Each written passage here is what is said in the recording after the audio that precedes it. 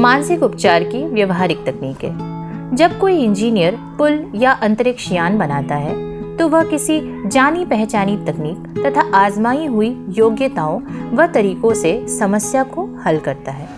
ये तकनीकें, योग्यताएं और तरीके सीखने पड़ते हैं। इसी तरह आपके जीवन को नियंत्रित और निर्देशित करने की भी जानी पहचानी तकनीकें, योग्यताएं और तरीके हैं। ये तरीके और तकनीकें मूलभूत हैं। गोल्डन गेट ब्रिज बनाने से पहले इंजीनियरों को गणित के सिद्धांत, दबाव और तनाव को समझना था। दूसरे, उन्हें अपने मस्तिष्क में खाड़ी पर उत्कृष्ट पुल की मानसिक तस्वीर बनानी थी। तीसरा कदम उस तस्वीर को साकार करने के लिए आजमाए हुए और समय सिद्ध तरीकों का इस्तेमाल करना था। जब ये तीनों कदम पूरे हो गए तो पुल बन गया और कार चलाने वालों की कई पीढ़ियों इसके पार जाने लगी। अगर आप चाहते हैं कि आपकी प्रार्थनाओं का जवाब मिले तो आपको सही तकनीकों और विधियों से शुरुआत करनी होगी। प्रार्थना का जवाब वैज्ञानिक तरीकों से मिलता है, कुछ भी संयोग से नहीं होता है। यह व्यवस्था और नियम कायदे के दुनिया है। इस अध्याय में आप अपने आध्यात्मिक जीवन की प्रकटीकरण और पोषण की व्यवहारिक तकनीकें पाएंगे। आपकी प्रार्थनाओं के गुब्बारे की तरह हवा में लटके रहने की जरूरत नहीं है। उन्हें कहीं पहुंचना चाहिए और आपके जीवन में कुछ लाभ पहुंचाना चाहिए। प्रार्थना का विश्लेषण करने पर पता चलता है कि इसकी कई अलग अलग विधियां और तरीके हैं। हम इस पुस्तक में धार्मिक पूजा पाठ की औपचारिक प्रार्थनाओं को शामिल नहीं करेंगे। समूह आराधना का अपना महत्व है, लेकिन यहाँ हम उन पर ध्यान केंद्रित नहीं करेंगे। हमारा मूल ध्यान तो व्यक्तिगत प्रार्थना के उन प्रभावी तकनीकों पर है जो आपकी रोजमर्रा की जिंदगी में शामिल किए जा सके, ताकि आपको या दूसरों को मदद मिल सके। प्रार्थना किसी मनचाही चीज से जुड़े विचार का सूत्रीकरण है। प्रार्थना आत्मा की सच्ची मनोकामना है। आपकी मनोकामना ही आपकी प्रार्थना है। यह आपकी सबसे गहरी ज़रूरतों से निकलती है और उन चीज़ों को साकार करती है जिन्हें आप अपने जीवन में पाना चाहते हैं। वे लोग धन्य हैं जो धर्मपरायण के भूखे और प्यासे हैं, क्योंकि उन्हें भरपेट मिलेगा। यही प्रार्थना की सच्ची प्रकृति है। जीवन की भूख और शांति, सद्भाव, स्वास्थ्य, खुशी और जीवन की बाकी अन्य नियामतों को पाने की कारगर अभिव्यक्ति।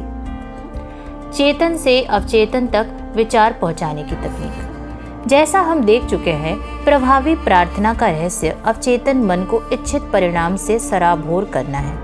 ऐसा करने का एक बहुत आसान तरीका चेतन से अवचेतन मन तक विचार पहुंचाने की तकनीक है। इसमें मूलतः अवचेतन मन को प्रेरित किया जाता है ताकि यह चेतन मन के आग्रह को उसी रूप में ग्रहण कर ले। ये तकनीक सपने जैसी स्थिति में सबसे अच्छी तरह काम करती है। जान ले कि आपके इस ज़्यादा गहरे अवचेतन मन में असीमित बुद्धिमत्ता और असीम शक्ति है।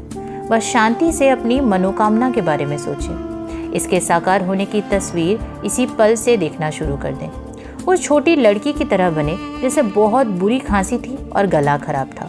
उसने दृढ़ता से बार बार घोषणा की, खांसी अब जा रही है, यह अब जा रही है। चमत्कार ये हुआ कि खांसी 1 घंटे में सचमुच गायब हो गई। इस तकनीक का इस्तेमाल पूरी ईमानदारी और सहजता से करें। आपका अवचेतन आपके ब्लूप्रिंट को स्वीकार कर लेगा। अगर आप अपने और परिवार के लिए नया घर बनवा रहे हैं तो आप उसके ब्लूप्रिंट में गहरी रुचि लेंगे।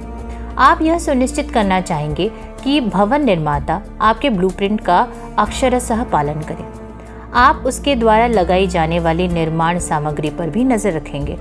आप जानते हैं कि आपके भावी मकान का जीवन इस सामग्री की गुणवत्ता पर निर्भर करता है, इसलिए आप सर्वश्रेष्ठ सीमेंट, बिजली की तार, छत की सामग्री आदि चुनेंगे। क्या इसमें ईमानदारी नहीं होगी या समझदारी नहीं होगी कि आप इतना ही ध्यान अपने मानसिक घर का रखें? क्या इसमें समझदारी नहीं होगी कि आप इतनी ही चिंता खुशी और समृद्धि के अपने मानसिक ब्लूप्रिंट की करें? आपके सभी अनुभव और जीवन में दाखिल होने वाली हर चीज उन मानसिक ईंटों की प्रकृति पर निर्भर करती है जिनका प्रयोग आप अपने मानसिक घर को बनाने में करते हैं। अगर आपका मानसिक ब्लूप्रिंट डर, चिंता, तनाव और कमी से बना है, अगर आप निराशा, संकालु और दोषदर्शी हों, तो आपकी इस मानसिक सामग्री के कारण आपके जीवन में अधिक थकान, शंका, तनाव और चिंता और सभी तरह की सीमाएं प्रकट हो जाएंगी। जीवन में सबसे मूलभूत और दूरगामी चीज़ वह है जो आप हर घंटे अपनी मानसिकता में बनाते हैं। आपके शब्द खामोश और अदृश्य हैं, लेकिन वास्तविक होते हैं। आप हर समय अपना मानसिक घर बना रहे हैं और आपके विचार तथा मानसिक तस्वीरें आपके ब्लूप्रिंट को दर्शाती है। हर घंटे, हर पल आप बेहतरीन सेहत, सफलता और खुशी का निर्माण कर सकते हैं। उन विचारों से जो आप सोचते या देखते हैं, उन विश्वासों से जिन्हें आप स्वीकार करते हैं और उन दृश्यों से जिनकी आप अपने मस्तिष्क के छिपे हुए स्टूडियो में रिहर्सल करते हैं। जिस राजसी महल के निर्माण में आप लगातार जुटे रहते हैं, वह आपका व्यक्तित्व है। इस धरती पर आपकी पहचान है। इस दुनिया में आपके जीवन की पूरी कहानी है। एक नया ब्लूप्रिंट बनाएं। वर्तमान पल में शांति, खुशी और सद्भावना के एहसास द्वारा इसे खामोशी से बनाएं। इन चीज़ों का दावा करने पर आपका अवचेतन आपके ब्लूप्रिंट को स्वीकार कर लेगा और इन सभी चीज़ों को उत्पन्न कर देगा। उनके फलों से आप उन्हें पहचान जाएंगे। सच्ची प्रार्थना का विज्ञान और कला। विज्ञान का अर्थ संयोजित, व्यवस्थित और कर्मबद्ध ज्ञान है। आइए सच्ची प्रार्थना के विज्ञान और कला के बारे में ज़्यादा गौर से सोचें। यह ज्ञान जीवन के बुनियादी सिद्धांतों के बारे में है। इसमें उन तकनीकों और प्रतिक्रियाओं का वर्णन है जो आपके या अन्य किसी व्यक्ति के जीवन में प्रदर्शित की जा सकती है, जो पूरे विश्वास से उन्हें लागू करता है। आपकी तकनीक या प्रक्रिया और उसके पीछे का विज्ञान आपकी मानसिक तस्वीर या विचार पर आपके रचनात्मक मन की निश्चित प्रतिक्रिया है। मांगो और तुम्हें मिल जाएगा, खोजो और तुम पा लोगे, खटखटाओ और तुम्हारे लिए दरवाज़ा खुल जाएगा। ये बेहतरीन पंक्ति हमें क्या बताती है? इसका स्पष्ट अर्थ ये है कि आप जो चीज़ मांगेंगे वो आपको मिल जाएगी। जब आप खटखटाएंगे तो आपके लिए दरवाज़ा खुल जाएगा और आप जिसे खोज रहे हैं उसे पा लेंगे। इस सबक में मानसिक और आध्यात्मिक नियमों की निश्चितता निहित है। आपके चेतन चिंतन पर आपके अवचेतन मन की असीमित बुद्धिमत्ता हमेशा सीधी प्रक्रिया करती है। अगर आप रोटी मांगेंगे तो आपको पत्थर नहीं मिलेगा। आपको पूरे विश्वास से मांगना होगा, तभी आपको मिलेगा। आपका मन विचार से वस्तु की ओर चलता है। जब तक मन में तस्वीर नहीं होगी तब तक मन नहीं चल सकता, क्योंकि आगे बढ़ने के लिए कुछ नहीं होगा। आपकी प्रार्थना, जो आपका मानसिक कर्म है, को पहले आपको अपनी मानसिक तस्वीर को बनाना होगा। तभी आपके अवचेतन की शक्ति इस पर काम कर सकती है और इसे साकार कर सकती है।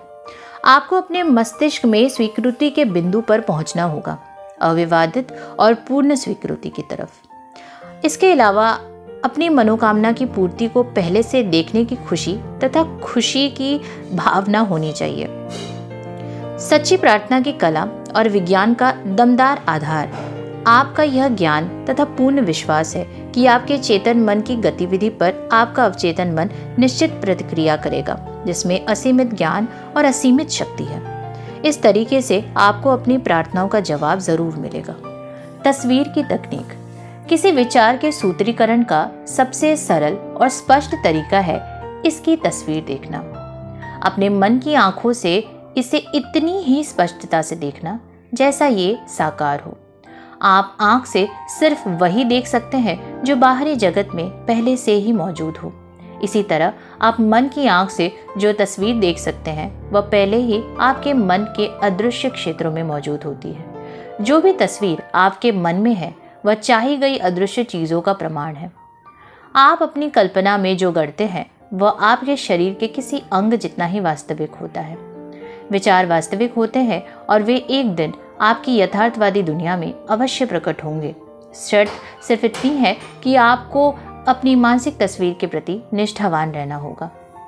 चिंतन की यह प्रक्रिया आपके दिमाग पर छाप छोड़ देती है। यह छाप बाद में आपके जीवन में तथ्य और अनुभव के रूप में सामने आती है। आर्किटेक्ट जिस तरह की इमारत बनाना चाहते हैं, पहले उसकी तस्वीर देखते हैं। वे उसे इस तरह देखते हैं जिस तरह वे उसे पूरा देखना चाहते हैं। उनकी कल्पना और विचार प्रक्रिया एक प्लास्टिक का सांचा बन जाती है जिससे इमारत उभरेगी। ये सुंदर और बदसूरत हो सकती है, गगनचुंबी अट्टालिका या एक मंजिला मकान भी हो सकती है, लेकिन ये सब तस्वीर की कल्पना से ही शुरू होता है। आर्किटेक्ट की मानसिक तस्वीर कागज पर आकार लेती है। अंततः कॉन्ट्रैक्टर और भवन निर्माता आवश्यक सामग्री इकट्ठे करते हैं और इमारत बनाने लगते हैं। पूरी होने पर यह आर्किटेक्ट के मानसिक ढांचे के अनुरूप होती है। मैं श्रोताओं के सामने भाषण देने से पहले हमेशा तस्वीर की तकनीक आजमाता हूँ। मैं अपने मस्तिष्क को शांत कर लेता हूँ ताकि विचार की तस्वीर अवचेतन मन तक पहुँचा सकूँ। फिर मैं पूरे सभागृह के तस्वीर देखता हूँ। इसकी कुर्सियाँ पुरुषों और महिलाओं से भरी है। वे अपने भीतर की असीमित उपचार शक्ति से उत्साहित हैं। मैं उन्हें स्वस्थ, खुशी और स्वतंत्र देखता हूँ। अपनी कल्पना में ये विचार लाने के बाद मैं इस मानसिक तस्वीर को बनाए रखता हूँ और कल्पना करता हूँ कि लोग कह रहे हैं मैं ठीक हो गया, मुझे बहुत अच्छा लग रहा है, मेरा काया पलट हो गया। मैं लगभग 10 मिनट तक ऐसा करता हूँ। मैं खुद को ये एहसास दिलाता हूँ कि हर व्यक्ति का मन और शरीर प्रेम, पूर्णता, सुंदरता से भरा है। मेरा एहसास उस बिंदु पर पहुँच जाता है जहाँ मैं मन में जनता की आवाज़ें सुन सकता हूँ जो उनकी सेहत और खुशी की घोषणा करती है। फिर मैं पूरी तस्वीर को मुक्त कर देता हूँ और मंच पर पहुँच जाता हूँ।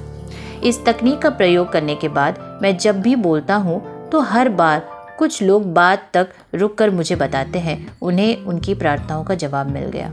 मानसिक फिल्म विधि। जैसा पुरानी कहावत दावा करती है, एक तस्वीर 1000 शब्दों के बराबर है। इस तथ्य पर जोर दिया जाना चाहिए कि अवचेतन मन किसी भी तस्वीर को साकार कर देगा, बशर्ते उसके पीछे आस्था हो। इस तरह काम करो जैसा मैं हूँ और मैं सचमुच मौजूद रहूँगा। कुछ साल पहले मैं मिडवेस्ट के एक लेक्चर टूर पर था। इस सिलसिले में मुझे कुछ राज्यों में जाना पड़ा। मैं उस इलाके में एक स्थायी जगह जाना चाहता था ताकि मैं ज़रूरतमंद लोगों की सेवा कर सकूं। मैंने काफ़ी दूर दूर तक यात्रा की, लेकिन स्थायी जगह के विचार को नहीं भूला। एक रात को स्पोकन वॉशिंगटन में मैं अपने होटल के कमरे में पलंग पर आराम कर रहा था। मैंने अपने ध्यान को स्थिर कर लिया। शांत और निष्क्रिय तरीके से मैंने कल्पना की कि मैं बहुत बड़े जनसमुदाय के सामने भाषण दे रहा हूँ। मैंने सुनने वाले लोगों से कहा, मुझे यहाँ आकर खुशी हुई। मैंने इस आदर्श अवसर के लिए प्रार्थना की है। मैंने अपने मन की आंख से काल्पनिक भीड़ को देखा और मुझे यह वास्तविक लगी। मैंने किसी अभिनेता की तरह इस मानसिक फिल्म का नाटकीयकरण किया। मैंने संतुष्टि महसूस की कि यह तस्वीर मेरे अवचेतन मन तक पहुंच रही है, जो अपने तरीके से इसे वास्तविक में बदल डाल रही है। अगली सुबह जागने से पहले मुझे काफ़ी शांति और संतुष्टि का एहसास हुआ। कुछ दिन बाद मेरे पास मिडवेस्ट के एक संस्थान का फ़ोन आया। वे मुझे अपना डायरेक्टर बनाना चाहते थे। मैंने प्रस्ताव स्वीकार कर लिया और कई साल तक वहाँ पर बहुत ही संतुष्टिदायक काम करने का आनंद लिया। जिस तरीके का वर्णन मैंने किया है उसे अक्सर मानसिक फिल्म विधि, मेंटल मूवी मेथड कहा जाता है। मुझे बहुत से लोगों के पत्र मिलते हैं जिन्होंने मेरी पुस्तकें पढ़ी हैं या मेरे भाषण सुने हैं। वे मुझे इस तकनीक से हासिल हुई आश्चर्यजनक परिणाम के बारे में बताते हैं। मानसिक फिल्म विधि एक क्षेत्र में खास उपयोगी लगती है, जायदाद बेचना। अगर आप कोई मकान या जायदाद बेचना चाहते हैं तो मेरा सुझाव है कि आप पहले तो अपने मन में यह संतुष्ट कर ले कि आपके द्वारा तय गई कीमत सही है और आपके तथा खरीदार दोनों के हिसाब से न्यायपूर्ण है। इसके बाद अपने मस्तिष्क को शांत कर ले, शिथिल हो जाएं, विश्राम करें और उन्नीदी निष्क्रिय अवस्था में चले जाएं ताकि समस्त मानसिक प्रयास न्यूनतम हो जाए। अब अपने हाथों में चेक की तस्वीर देखें, चेक पाने की खुशी मनाएं, चेक के लिए धन्यवाद दें और अपने मस्तिष्क में बनी पूरी मानसिक फिल्म की सहजता अनुभव करें और सो जाएं। आपको इस तरह काम करना है जैसा ये सच हो गया हो। ऐसा करने से अवचेतन मन पर इसकी छाप बन जाएगी। फिर असीमित बुद्धिमत्ता उस खरीदार को आपकी ओर आकर्षित करेगी जो उस जायदाद को सचमुच चाहता है और जो इसे प्रेम करेगा तथा इसमें समृद्ध होगा। मस्तिष्क के अधिक गहरे प्रभाव से खरीदने और बेचने वाले एक साथ आ जाते हैं। आस्था होने पर मन की रखी तस्वीर हकीकत बन जाती है। वाडोइन तकनीक। चार्ल्स वाडोइन फ्रांस के रूसो इंस्टीट्यूट के प्रोफेसर थे। वे New Nancy School of Healing के कुशल साइकोथेरेपिस्ट और शोध निर्देशक थे। उन्होंने पाया कि अवचेतन मन को प्रभावित करने का सबसे अच्छा तरीका उन्नीदी, निष्क्रिय या नींद जैसी अवस्था में पहुंचना है, जहां सारे प्रयास कम से कम हो जाएं। फिर चिंतन द्वारा यह विचार शांत, निष्क्रिय, ग्रहणशील तरीके से अवचेतन तक पहुंचाया जाता है। जैसा वाडोइन ने स्पष्ट किया, ऐसा करने का एक आसान तरीका सुझाई वस्तु के विचार को सघन करना है, इसे तत्काल याद होने वाले संक्षिप्त वाक्यांश में व्यक्त करना है और लोरी की तरह बार बार दोहराना है। कुछ साल पहले लॉस एंजलिस की एक युवा विधवा लंबे और कटु पारिवारिक विवाद में उलझ गई थी। उनके स्वर्गीय पति ने पूरी जायदाद उनके नाम तो कर ली थी, लेकिन पहली शादी से उनके बेटे बेटियों ने वसीयत को गैर कानूनी ठहराने के लिए मुकदमा दायर कर लिया था। उन्होंने विधवा के समझौते के प्रस्तावों को ठुकरा दिया था। जब इस विधवा ने मेरी मदद मांगी तो मैंने उसे वाडोइन तकनीक बनाई। मैंने उनसे कहा कि वह अपनी आवश्यकताओं को कुछ शब्दों में भर ले, ताकि यह उनकी याद पर आसानी से अंकित हो सके। उसने जो वाक्यांश चुने वह था, यह दैवी इच्छा के अनुरूप पूर्ण हुआ। इन शब्दों से उनका मतलब था कि असीमित बुद्धि जो उनके अवचेतन मन के नियमों द्वारा काम कर रही थी, सामंजस्य के सिद्धांत द्वारा सामंजस्यपूर्ण निष्कर्ष निकालेगी। 10 रातों तक हर रात वह एक कुर्सी पर बैठी और अपने शरीर को सुनियोजित तरीके से शिथिल करके उन्नीदी अवस्था में पहुंची। फिर उसने धीरे धीरे शांति और भावना से यह वाक्य बार बार दृढ़ता से कहा, ये दैवी इच्छा के अनुरूप पूर्ण हुआ। उसे आंतरिक शांति का अनुभव हुआ। फिर वह गहरी सामान्य नींद में सो गई। 11वें दिन सुबह जागने पर उसे सुखद एहसास हुआ। उसे विश्वास था कि यह सचमुच पूर्ण हो गया था। उसी दिन उसके वकील ने उसे फ़ोन किया। विपक्षी वकील और उसके मुवक्किल समझौते के लिए तैयार हो गए थे। सामंजस्यपूर्ण समझौता हो गया और मुकदमा वापस ले लिया गया। नींद की तकनीक। उन्नीदी, निष्क्रिय अवस्था में प्रयास न्यूनतम हो जाते हैं। उन्नीदी अवस्था में चेतन मन काफ़ी हद तक निष्क्रिय हो जाता है। इसका कारण है कि अवचेतन सोने से ठीक पहले और जागने के ठीक बाद ही सबसे ज़्यादा शक्तिशाली होता है। इस अवस्था में आपकी इच्छा को अवचेतन मन तक पहुंचाने से रोकने वाले नकारात्मक विचार मौजूद नहीं होते हैं। मान ले आप किसी विनाशक आदत से छुटकारा पाना चाहते हैं। इसके लिए आरामदेह मुद्रा अपना लें, अपने शरीर को शिथिल कर लें और स्थिर हो जाएं। उन्नीदी अवस्था में जाएं और बार बार किसी लोरी की तरह दोहराने लगें कि मैं इस आदत से पूरी तरह आज़ाद हूँ, मैं सद्भाव और पूर्ण मानसिक शांति महसूस कर रहा हूँ। इन शब्दों को रात और सुबह 5-10 मिनट तक धीरे धीरे शांति और प्रेम से दोहराएं। बार बार दोहराने से शब्दों का भावनात्मक महत्व बढ़ जाता है। जब नकारात्मक आदत जोर मारे तो इस फॉर्मूले को दोहरा लें। इस तकनीक से आप अवचेतन को विचार स्वीकार करने के लिए प्रेरित करते हैं और उपचार हो जाता है। धन्यवाद तकनीक। बाइबल में पॉल सुझाव देते हैं कि हम अपने आग्रहों के साथ प्रशंसा करें और धन्यवाद दें। प्रार्थना के इस आसान तरीके से असाधारण परिणाम मिलते हैं। कृतज्ञ हृदय ब्रह्मांड की रचनात्मक शक्तियों के हमेशा करीब होती है, जिससे साझे संबंध के नियम तथा क्रिया और प्रतिक्रिया के ब्रह्मांडीय नियम के आधार पर इसकी ओर असंख्य नियामतें प्रवाहित होती है। हाल ही में एक युवा माँ ने मुझे इस तकनीक के बारे में अपना अनुभव बताया। उन्होंने कहा, मेरी नौकरी छूट गई थी और मेरा दिवालिया हो गया था। मेरे 3 बच्चे थे जिनका मुझे पेट पालना था। मैं नहीं जानती थी कि मदद के लिए मैं किधर जाऊं। फिर मैंने आपकी ये बात सुनी कि हमारी प्रार्थनाओं का जवाब मिलने से पहले ही हमें कृतज्ञ होकर धन्यवाद देना चाहिए। ऐसा लगा जैसे मेरे दिमाग की बत्ती जल गई हो। मैं समझ गई कि मुझे इसे आजमाना ही होगा। हर रात और सुबह 3 हफ्ते तक वह महिला ये शब्द दोहराती रही, परमपिता मेरी दौलत के लिए धन्यवाद। उसने ये काम शिथिल शांत अवस्था में किया और तब तक करती रही जब तक कि कृतज्ञता की भावना उसके दिमाग पर हावी नहीं हो गई। उसने कल्पना की कि वह अपने भीतर ही असीमित शक्ति और बुद्धिमत्ता का आह्वान कर रही है। हालांकि जाहिर है वह रचनात्मक बुद्धिमत्ता या असीमित मस्तिष्क को देख नहीं सकती थी। वह आध्यात्मिक अनुभूति के अंदरूनी आंखों से देख रही थी और उसे ये एहसास था कि दौलत की उसकी विचार छवि पहला कारण, फर्स्ट कॉज था, जिससे उसे धन, प्रतिष्ठा और भोजन मिलेगा। उसकी विचार भावना दौलत से ओतप्रोत थी, जिस पर किसी तरह की परिस्थिति का प्रभाव नहीं पड़ा था। बार बार धन्यवाद परमपिता दोहराकर महिला का दिलो दिमाग स्वीकृति के बिंदु तक पहुंच गया। जब उसके मन में कमी, गरीबी और रोग के विचार आते थे तो वह आवश्यकता अनुसार बार बार कहती थी, धन्यवाद परमपिता। जब जानती थी कि अगर वह कृतज्ञ नजरिया रखेगी तो उसका दिमाग दौलत के विचार को ग्रहण कर लेगा, और यही हुआ। उस महिला की प्रार्थना का एक रोचक परिणाम मिला। प्रार्थना शुरू करने के कुछ समय बाद उसे रास्ते में एक पूर्व नियोक्ता मिला, जिससे वो 5 साल तक नहीं मिली थी। पूर्व नियोक्ता ने उसके सामने अच्छी तनख्वाह वाली नौकरी देने का प्रस्ताव रखा। उसने उसे कर्ज भी दिया ताकि वह पहली तनख्वाह मिलने तक काम चला सके।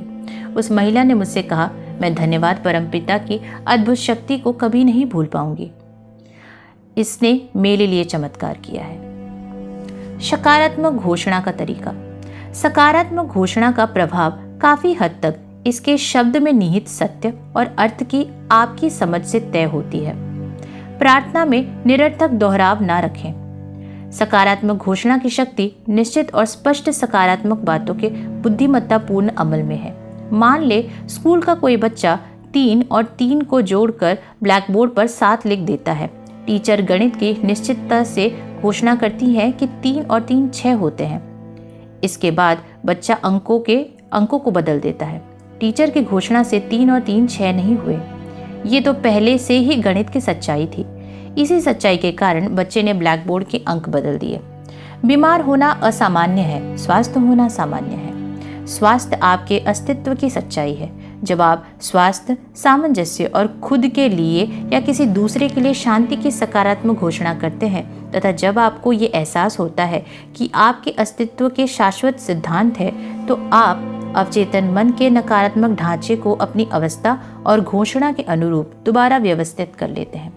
प्रार्थना की सकारात्मक घोषणा का परिणाम जीवन के सिद्धांतों पर बल देने पर निर्भर करता है, चाहे स्थिति कैसी भी हो।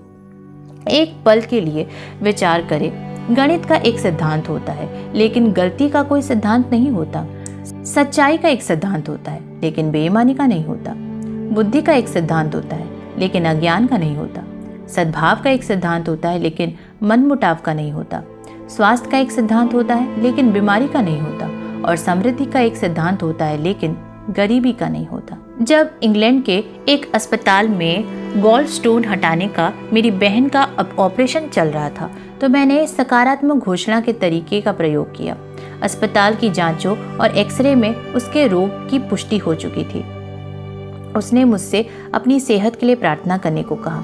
मैं 6000 मील दूर से ज़्यादा था लेकिन इससे मैं विचलित नहीं हुआ। मस्तिष्क सिद्धांत में समय और दूरी का कोई महत्व नहीं होता। असीमित मन या बुद्धिमत्ता एक ही समय में हर बिंदु पर पूरी तरह मौजूद रहती है। दिन में कई बार मैंने अपनी बहन के रोग के लक्षणों और उसके शारीरिक व्यक्तित्व के विचार को दूर किया। शांति और विश्वास से मैंने इस बात की सकारात्मक घोषणा की। ये प्रार्थना मैं अपनी बहन कैथलीन के लिए कर रहा हूँ। वो आराम और चैन से है, संतुलित और पूरी तरह शांत। अवचेतन मन की जिस उपचारक बुद्धि ने उसके शरीर को बनाया है, वो अब उसके अस्तित्व की हर कोशिकाएं, स्नायु, ऊतक, मांसपेशी और अस्थि को बदल रही है। यह बदलाव उसके अवचेतन मन में समाहित सभी अंगों के आदर्श ब्लूप्रिंट के अनुरूप हो रहा है। शांति और खामोशी से उसके अवचेतन मन के सभी विकृत विचार तंत्र हट रहे हैं और धुल रहे हैं। उसके अस्तित्व के हर अणु में जीवन सिद्धांत की जीवंतता, पूर्णता और सुंदरता प्रकट हो रही है। वह अब उन उपचारक तरंगों को ग्रहण कर रही है जो उनमें नदी की तरह प्रवाहित हो रही है तथा उसे पूर्ण स्वास्थ्य, सामंजस्य और शांति दे रही है। सारी विकृतियां और कुरूप छवियां अब उसमें प्रवाहित हो रहे प्रेम तथा शांति के असीमित समुद्र में धुल रही है और यही हो रहा है। 2 सप्ताह बाद मेरी बहन की एक बार फिर जांच हुई। आश्चर्यजनक बात तो ये थी कि इस बार उसके एक्सरे में कोई ऐसी गड़बड़ी ही नहीं निकली। उसके डॉक्टर ने कहा कि उसकी हालत में उल्लेखनीय सुधार हुआ था और अब ऑपरेशन की कोई ज़रूरत नहीं थी। सकारात्मक घोषणा का मतलब ये कहना है कि ऐसा ही है। जब आप सारे विपरीत परिणामों के बावजूद इस मानसिक नज़रिए को सच मानते हैं तो आपको अपनी प्रार्थना का जवाब ज़रूर मिलेगा। ध्यान दें, आपके विचार नकारात्मक नहीं, सिर्फ सकारात्मक घोषणा करता है, क्योंकि अगर आप किसी चीज़ से इनकार करते हैं तब भी आप दरअसल उस चीज़ की उपस्थिति को स्वीकार कर रहे होते हैं। सकारात्मक घोषणा को दोहराना, ये जानना कि आप क्या कर रहे हैं और क्यों कर रहे हैं, मस्तिष्क को चेतना की ओर, उस अवस्था की ओर ले जाना है जहाँ ये आपकी बात को सच मान लेती है। जीवन की सच्चाई की तब तक सकारात्मक घोषणा करते रहें जब तक कि आपको संतुष्टिदायक अवचेतन प्रक्रिया ना मिल जाए। तर्कपूर्ण विधि, ये तकनीक इसके नाम के अनुरूप है। ये डॉक्टर फिनिस पार्कहर्ट किम्बी के अद्भुत कार्य से विकसित हुई है।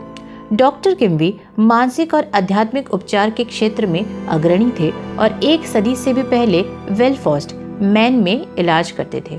वे दरअसल मनोदैहिक साइकोसोमैटिक चिकित्सक के जनक और प्रथम मनोविश्लेषण थे। उनमें मरीज की कष्ट और दर्द के कारण को अतीन्द्रिय तरीके से भांपने की उल्लेखनीय क्षमता थी। संक्षेप में कहा जाए तो तर्कपूर्ण विधि, जिसका प्रयोग किम्बी ने इतनी सफलता से किया था, आध्यात्मिक तर्क पर आधारित है। आप मरीज और खुद को ये विश्वास दिलाते हैं कि रोग आपके अवचेतन मन के झूठे विश्वासों, निराधार डरों और नकारात्मक ढांचों के कारण है। आप अपने मस्तिष्क में स्पष्टता से इस पर तर्क करते हैं और रोगी को विश्वास दिला देते हैं कि बीमारी विचार के एक विकृत, ऐंठन भरे ढांचे के कारण है जो शरीर में प्रकट हो गया है। किसी बाहरी शक्ति या कारणों में गलत विश्वास अब रोग के रूप में बाहर आ गया है, लेकिन विचारों को बदलकर रोग का उपचार किया जा सकता है। आप रोगी के सामने स्पष्ट करते हैं कि विश्वास का परिवर्तन ही हर उपचार का आधार है। आप ये भी बताते हैं कि अवचेतन मन ने शरीर और इसके सभी अंगों की रचना की है, इसलिए ये जानता है कि इसका कैसे उपचार होता है, इसलिए ये इसका उपचार कर सकता है और ये आपके बोलते समय भी ऐसा ही कर रहा है। अपने मन की अदालत में आप बहस करते हैं कि रोग मस्तिष्क की विकृत विचार छवि की छाया है। आप अंदरूनी उपचार शक्ति के समर्थन में जितने भी तर्क और प्रमाण जुटा सकते हैं उतने जुटाते हैं। आखिर इसी शक्ति ने ही तो सभी अंगों की रचना की है और इसमें ही हर कोशिका, स्नायु और ऊतक का आदर्श तंत्र है। फिर आप अपने मस्तिष्क की अदालत में अपने तथा अपने रोगी के पक्ष में फैसला सुनाते हैं। आप आस्था और आध्यात्मिक समझ द्वारा रोगी को मुक्त करते हैं। आपका मानसिक और आध्यात्मिक प्रमाण अजेय है। चूंकि सिर्फ एक ही मस्तिष्क है, इसलिए आप जिसे जैसा सोचते हैं वह रोगी के अनुरूप में प्रकट हो जाता है और उपचार हो जाता है। परम विधि आधुनिक अल्ट्रासाउंड उपचार की तरह है। दुनिया भर में कई लोग इस विधि से प्रार्थना उपचार करते हैं और उन्हें अद्भुत परिणाम मिलते हैं। परम विधि एब्सोल्यूट मेथड का प्रयोग करने वाला व्यक्ति रोगी का नाम लेता है, फिर वह ईश्वर और उसके गुणों के बारे में खामोशी से सोचता है, जैसे ईश्वर परम आनंद है, असीमित प्रेम है, असीमित बुद्धिमत्ता है, सर्वशक्तिमान है, असीमित ज्ञान है, पूर्ण सद्भाव है, अवर्णनीय सौंदर्य और पूर्णता है। जब वह इस तरह की बातें सोचते हैं तो उनकी चेतना ऊपर उठकर एक नए आध्यात्मिक धरातल पर पहुंच जाती है। वे महसूस करता है कि ईश्वरीय प्रेम का महासागर रोगी के मन और शरीर में मौजूद होकर गड़बड़ चीज को डुबा रहा है, जिसे दूर करने के लिए वह प्रार्थना कर रहा है। वह महसूस करता है कि ईश्वर की सारी शक्ति और प्रेम अब रोगी पर केंद्रित हो रहा है। जो भी कष्टकारी या परेशानी भरा है वह जीवन और प्रेम के असीम महासागर की मौजूदगी में अब पूरी तरह गायब हो चुका है। प्रार्थना की परम विधि की तुलना अल्ट्रासाउंड चिकित्सा में हुए नवीनतम शोधों में से की जा सकती है। लॉस एंजलिस की एक विख्यात डॉक्टर ने मुझे हाल ही में इसके बारे में बताया। ये महिला डॉक्टर अपने काम में जिस विधि का प्रयोग करती है वह हाई फ्रीक्वेंसी की शक्ति स्वर लहरें उत्पन्न करती है। जब इन्हें शरीर की असामान्य ऊतक वाले हिस्सों पर केंद्रित किया जाता है तो प्रभावित कोशिकाएं अल्ट्रासाउंड के प्रति गूंज व्यक्त करती हैं। ईश्वर के गुणों पर विचार करके हम चेतना में जितना ऊपर उठते हैं, सद्भाव, सेहत और शांति की उतनी ही आध्यात्मिक लहरें उत्पन्न करते हैं। जिन पर ये लहरें केंद्रित है वे उन पर गूंज के रूप में प्रतिक्रिया करते हैं। प्रार्थना की इस तकनीक के कई उल्लेखनीय उपचार हैं। एक अपंग व्यक्ति चलता है। डॉक्टर किम्बी अपने उपचारक करियर में परम विधि का अक्सर प्रयोग करते थे। उनकी एक पांडुलिपि बताती है कि उन्होंने किस तरह एक अपंग औरत को ठीक किया। वे उस महिला को देखने गए जो अपाहिज थी, बूढ़ी थी और बिस्तर पर पड़ी थी। वे बताते हैं कि उसकी बीमारी का कारण स्पष्ट था। वह इतने छोटे धर्म मत में कैद थी कि खड़ी नहीं हो सकती थी और चल भी नहीं सकती थी। वह डर और अज्ञान की कब्र में रह रही थी। क्योंकि उसने बाइबल को शब्दशः लिया, इसलिए इससे डर गई। किम्बी ने कहा, इस कब्र में वह ईश्वर की मौजूदगी और शक्ति बंधनों को तोड़ने तथा मृत्यु से लौटने की कोशिश कर रही थी। जब महिला ने दूसरे से बाइबल के एक प्रसंग का अर्थ पूछा तो जवाब पत्थर जैसा मिला। फिर वह जीवन की रोटी की भूख महसूस करने लगी। डॉक्टर किम्बी ने उसके मामलों का निदान करते हुए कहा कि उसका दिमाग रोमांच और डर के कारण अवरुद्ध हो गया है, इसलिए वह बाइबल के उस प्रसंग का अर्थ स्पष्ट तरीके से नहीं समझ पाई है। इससे उसके शरीर में भारी और मंद भाव आ गया जो लकवे में बदल गया। इस मोड़ पर किम्बी ने उससे सवाल किया कि बाइबल के इन पंक्तियों का क्या मतलब है। थोड़े समय के लिए मैं तुम्हारे साथ हूँ और फिर मैं उस परम पिता के पास चला जाऊंगा जिसने मुझे भेजा है। मुझे तुम खोजोगे लेकिन मैं तुम्हें नहीं मिलूंगा, और जहां मैं हूं वहां तुम आ नहीं सकते। उसने जवाब दिया कि इसका मतलब है कि ईसा मसीह स्वर्ग चले गए। किम्बी ने उसे इसका वास्तविक अर्थ समझाया। उन्होंने बताया कि उसके साथ थोड़े समय रहने का मतलब उसके लक्षणों, भावनाओं और कारणों का स्पष्टीकरण है। उसे उस महिला का हालत पर करुणा और सहानुभूति होती है, लेकिन वह इस मानसिक अवस्था में नहीं रह सकता। अगला कदम उसके पास जाना है जिसने हमें भेजा है। किम्बी ने बताया कि इसका इशारा हम सभी में मौजूद ईश्वर की रचनात्मक शक्ति है। किम्बी ने तत्काल अपने मन की यात्रा की और दैवी संपूर्णता पर मनन किया, यानी ईश्वर की जीवंतता, बुद्धिमत्ता, सद्भाव और शक्ति बीमार व्यक्ति में काम कर रही है। उन्होंने महिला से कहा, इसलिए जहां मैं हूं वहां तुम नहीं आ सकती, क्योंकि तुम अपने संकरे संकुचित विश्वास में रोगग्रस्त मौजूद हो, जबकि मैं स्वस्थ हूं। इस प्रार्थना और स्पष्टीकरण का तत्काल परिणाम हुआ और उस महिला के दिमाग का काया ही पलट हो गया। वह बिना बैसाखी से चलने लगी। किम्बी ने कहा कि ये उनके सभी उपचारों में से सबसे अनूठा था। ये विश्वास उनका एकदम से गलत था और उसे सजीव करना या सत्य समझाना मुर्दे को जीवित करने जैसा था। किम्बी ने ईसा मसीह के पुनर्जीवन को उस महिला के खुद के स्वास्थ्य पर लागू किया। इसका उस महिला पर सशक्त प्रभाव पड़ा। किम्बी ने यह भी स्पष्ट किया कि उसने जो सच स्वीकार किया था वह ऐसा देवदूत या विचार था जो डर, अज्ञान और अंधविश्वास के पत्थर को लुढ़का देता है। इससे ईश्वर की उपचारक शक्ति मुक्त हुई जिसने उसे स्वस्थ कर दिया। आदेश विधि। हमारे शब्द में शक्ति उनके पीछे की भावना और विश्वास के अनुरूप आती है। जब हमें ये एहसास होता है कि हमारे शब्द के पीछे दुनिया को हमारे पक्ष में चलाने वाली शक्ति है तो हमारा आत्मविश्वास बढ़ जाता है। आप इसमें और ज़्यादा शक्ति जोड़ने की कोशिश नहीं करते हैं। इसमें किसी तरह का मानसिक दबाव, बल प्रयोग या मानसिक कुश्ती नहीं होती है। एक युवती ने आदेश विधि डिक्री मेथड का इस्तेमाल एक युवक पर किया जो लगातार उसे फोन करके तंग कर रहा था और डेटिंग पर चलने के लिए दबाव डाल रहा था। उससे छुटकारा पाने के लिए युवती को बहुत मुश्किल लग रही थी। जब वह उसके ऑफिस में भी आने लगा तो युवती समझ गई कि अब उसे तत्काल कोई प्रभावी कदम उठाना पड़ेगा। दिन में कई बार वह खुद को शांत अवस्था में लाकर बार बार एक संदेश देने लगी, मैं JR को ईश्वर के लिए मुक्त करती हूँ। वह हर समय अपनी सही जगह पर है।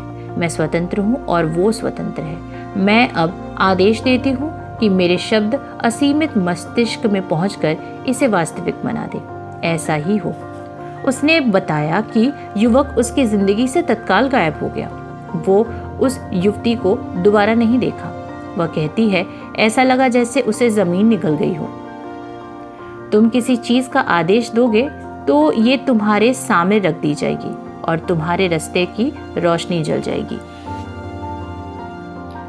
वैज्ञानिक सच्चाई से लाभ लें।